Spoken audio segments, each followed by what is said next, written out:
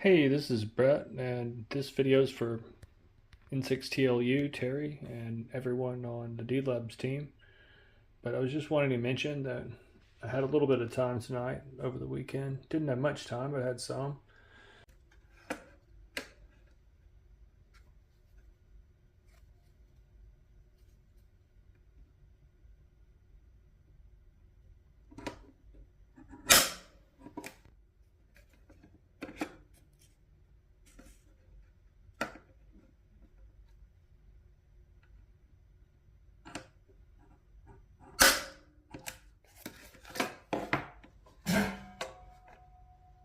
I'll have to do this off camera.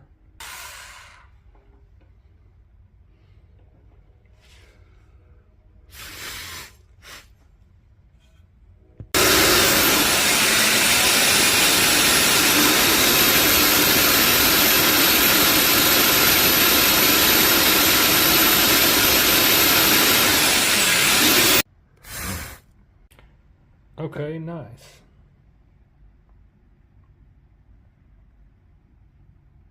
Okay. Just noticed I don't think I punched the power. Okay, got the holes drilled for the tone pot, volume pot, the input, quarter-inch input jack, and the power switch. So if you take a larger drill bit than you use to drill the holes, you can clean the holes. I don't know if you can see this. Let me change the angle. You can just sort of run them around like this and clean the holes carefully. And you might want to wear gloves for that. There you go. And then go around and do it to each one of the holes. Okay, we're back in the lab chat on Project 12V.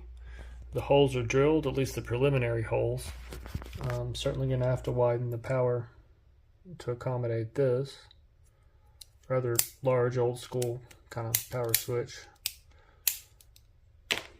Well, I'm excited about getting a definitive start on the Project 12V amp.